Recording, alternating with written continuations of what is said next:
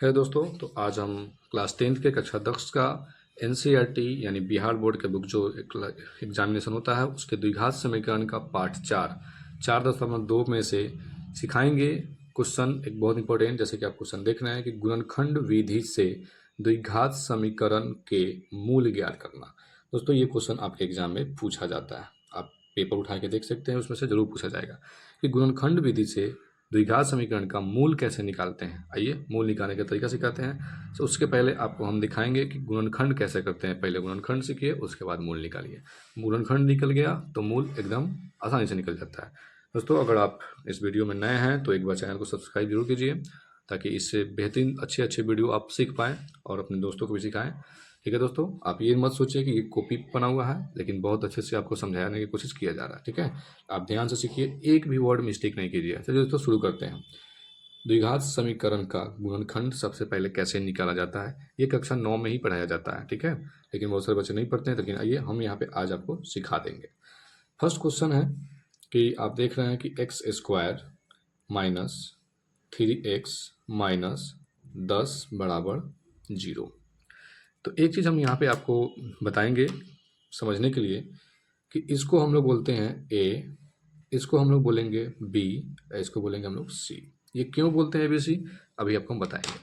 द्विघात समीकरण में गुणनखंड निकालने के लिए क्या होता है कि सी को ए से मल्टीप्लाई किया जाता है। ठीक है, सी को ए से, तो किसको मल्टीप्लाई किया जाएगा, सी की वैल्यू जो होता है और ए के जो वैल्यू होता है, जो गुणनखंड वैल्यू होता है, उसी के वैल्यू से हम लोग आपस में पहले मल्टीप्लाई करते हैं। तो आप सी का वैल्यू तो आप देख रहे हैं कि 10 है, ठीक है, और ए का वैल्यू कितना है, आप कहेंगे एक्स। नहीं दोस्त, इसके आगे 1 हाइड है। 1 क्या है, हाइड है। ये 1x स्क्वायर कहा जाता है इसको। ठीक है, यही चीज़ हम आपको सिखाने की कोशिश करेंगे और यही चीज़ आप सीख लेंगे तो यहाँ से कंफ्यूज नहीं होंगे आप। ठीक है, सी की वैल्यू 10 और 1, ए की वैल्यू 1x है, x से मत कर दीजिएगा। ठीक है, इसके आगे 2 3 4 5 6 लगा रहता है, बट इसमें नहीं दिया है। नहीं दिया है इसका मतलब एक्स स्क्वायर के आगे 1 गुणनखंड है। ठीक है, गुणांक उसको बोलते हैं हम लोग। एक्स स्क्वायर का गुणांक क्या है, तो 1 है। यहाँ पे 0 तो नहीं हो सकता, 0 होता तो कुछ रहता ही नहीं, 1 गुणांक है। तो 10 में 1 से गुना करते हैं तो क्या आता है, 10 आता है। ठीक है, अब क्या करते हैं कि इसी 10 को इस ऐसा संख्या में तोड़ते हैं कि -3 आ जाए। ठीक है, जोड़ने घटाने पे क्या आए, -3 आए, और गुना करने पे क्या आ जाए, 10 आ जाए। एक बार फिर समझिएगा, ये क्या आया, गुना किए तो 10 आया। अब इसी 10 को ऐसा तोड़ेंगे, दो पार्ट में, दो अंकों में ऐसा तोड़ेंगे कि क्या आएगा, -3 आना चाहिए। ठीक है, क्या आना चाहिए, -3, और गुना करें तो क्या आना चाहिए, 10 आना चाहिए। तो कहने का मतलब ये हुआ कि अगर आप इस 10 को गुणनखंड करते हैं, 2 पच्चे 10, ठीक है, 2 पच्चे 10, गुना करने पे तो 10 आ जा रहा है, बट हमको चाहिए घटाने पर भी -3। इसको गुना कर रहे हैं तो 10 तो आ जाता है, लेकिन हमको घटाने पे क्या चाहिए था, 3 चाहिए था। ठीक है, तो कहीं ना कहीं अगर हम 5 में से 2, अगर 2 में से 5 घटाते हैं, हमको तो चाहिए -3, अगर हम 5 में से 2 घटाते तो +3 आता, लेकिन ये सही नहीं है, ये सही नहीं होगा, क्योंकि -3 लाना है। तो 2 में से -5 घटाते हैं तो यहाँ पे -3 आ जाएगा, ये सही। कहने का मतलब हुआ कि ये चीज़ क्लियर हो गया। तो हम यहाँ पे क्या लिखेंगे, यहाँ से एक बार फिर से ध्यान दीजिए, एक्स स्क्वायर 1 अब नहीं लिखेंगे, माइनस क्या होगा, पहले लिख देंगे यहाँ पे माइनस कितना, 5x। ठीक है, ये क्या लिखा गया, -5x लिख देंगे, प्लस 2x लिख देंगे, क्योंकि -5 में से 2x घटेगा तो -3 तो आ जाएगा, और 5 दूना गुना करेंगे तो 10 आ जाएगा, जो कि a और c के साथ मल्टीप्लाई किए थे उतना हमको लाना पड़ता है। ठीक है, गुना करने पे इसके बराबर और जोड़ने घटाने पे इसके बराबर, प्लस में 10 बराबर 0। गाइस हमें मुझे पता है कि आप ये बहुत अच्छे समझ रहे होंगे, एक बार लाइक जरूर ठोकिए और आगे की तरफ सीखिए। अब देखिए क्या करते हैं यहाँ पे, अब नेक्स्ट स्टेप में क्या सिखाएंगे कि आपको कॉमन लेना पड़ता है। बहुत सारे यहाँ पे कॉमन लेना ही दिक्कत हो जाता है। ठीक है, लेकिन कॉमन लेने का तरीका भी हम आपको यहाँ पे साइड में आपको सिखा देते हैं। ठीक है, जैसे देखिए यहाँ पे दोस्त, यहाँ पे माइनस था, एक बार ध्यान से देखिएगा। ठीक है, माइनस है, यहाँ पे माइनस प्लस लिखा गया था। ठीक है, माइनस है। तो अब क्या होगा कि कॉमन कैसे लेते हैं, पहले क्या करेंगे, इस दो पार्ट को हम लोग छाट लेंगे और इस दो पार्ट को छाट लेते हैं, ठीक है।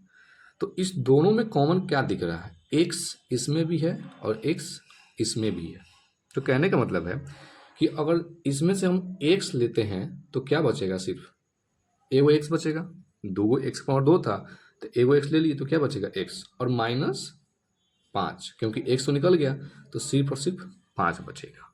अब गाइज इस दोनों में देखिए, एक्स तो इसमें है बट एक्स इसमें नहीं है, तो अब यहाँ पे थोड़ा लफड़ा फंस गया। लेकिन नहीं, यहाँ पे 2 है तो इसमें भी 2 है।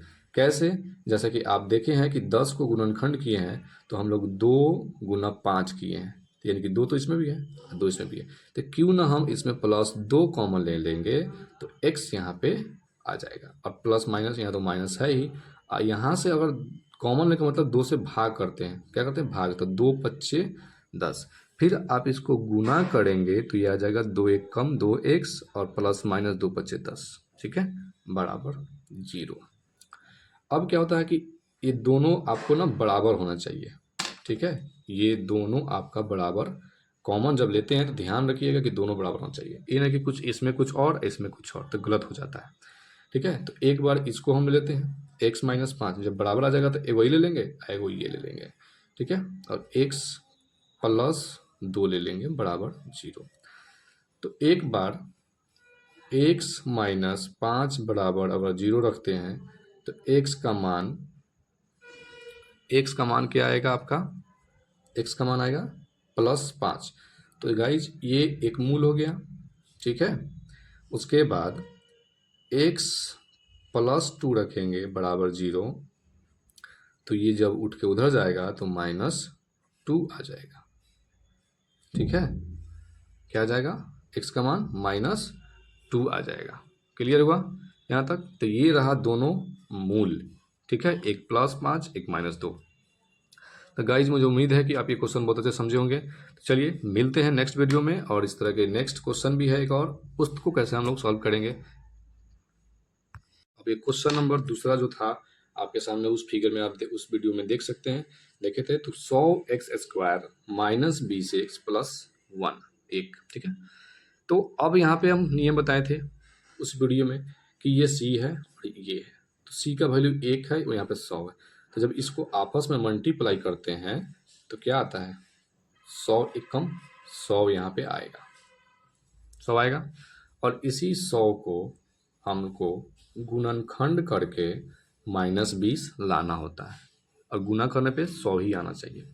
तो क्यों ना हम अगर 10 को 10 से गुणनखंड करते हैं और ये दोनों 10 को जोड़ेंगे, कहने का मतलब -10 और -10 जोड़ते हैं तो -20 तो आता है, और इसी को मल्टीप्लाई करते हैं तो माइनस माइनस प्लस और 10 दाई के 100 आ जाता है। कहने का मतलब कि ये हमारा गुणनखंड परफेक्ट रूप से लागू हो रहा है। तो जब लागू हो रहा है तो चलिए चलते हैं नेक्स्ट सॉल्व करने। अब यहाँ पे आप देख रहे होंगे क्या बना है, -20। तो चलिए जैसा कि फर्स्ट वीडियो में देखे थे, ये 100x² लिख दिए, -10x माइनस 10x, कहना यह है कि ये दोनों को जोड़े तो -20 और दोनों को गुना करे तो +100x² और +1 बराबर 0, 1 बराबर 0। तो अब उसी तरह बताया था ना कि 4 पार्ट हो गया, तो इस दोनों पार्ट में आपको कॉमन ढूंढना है, इस दोनों पार्ट में आपको कॉमन ढूंढना है ताकि आप मूल निकाल सकें। इसमें देखिए 10x भी है और यहाँ पे भी 100x²। तो गाइज इस क्वेश्चन में हम क्या कॉमन लेंगे, अब ये थोड़ा सा आपको लगेगा कि हाँ हम क्या कॉमन लें या ना लें। तो ध्यान से देखिए कि अगर 10x हम कॉमन लेते हैं, इसमें से भी 10x, तो 10x तो ख़त्म हो जाएगा इसमें का, यहाँ बचेगा 1, और यहाँ पे 10x कॉमन ले लेंगे तो क्या बचेगा, यहाँ पे 10x सिर्फ बच जाएगा। आइए इस चीज़ को हम समझाने की कोशिश करते हैं कि यहाँ पे कॉमन हम कैसे लेंगे। लेकिन जब इसमें कॉमन ले लेंगे तो क्या इसमें हम कॉमन क्या लेंगे, ये भी देखना होगा, ठीक है। तो चलिए ट्राई करते हैं क्वेश्चन देखकर कॉमन लेकर। अगर दोनों में तो 10x है ही, तो 10x अगर हम कॉमन ले लेते हैं तो यहाँ पे क्या बचेगा, 10x, क्योंकि 10 दहाई 100 और x गुने x करते हैं तो x² आ जाता है। जब कॉमन लेते हैं ना तो इसमें भाग दे देते हैं, जब 10 कॉमन लिए जब 10 हम कॉमन लिए तो 10 100 में भाग देंगे ना, तो 10 नहीं 100, एगो x से एगो x कट जाता है, माइनस। अब 10 x से भाग दे दिए तो क्या बचेगा, सीधा 1 बचेगा। अब आइए माइनस यहाँ पे। अब इस दोनों में आपको वैसा ही कॉमन लेना है जो इन दोनों के बराबर हो जाए, ठीक है। अब देखिए यहाँ पे इस 10x को क्या कॉमन लेंगे, और ये दोनों में 10, ये 10x या 1 दोनों एक दूसरे से अलग है, लेकिन वैसा अंक हमको लेना है जो कॉमन में बराबर हो। तो अगर 1 ले लेते हैं, 1 कैसे लेंगे कॉमन, एक चीज़ यहाँ पे ध्यान से देखिएगा। इस 1 को 10 को ऐसे लिख दे और 1 को भी ऐसे लिख दे, तो दोनों में तो 1 आ रहा है ना, तो 1 तो हम कॉमन ले सकते हैं, ठीक है।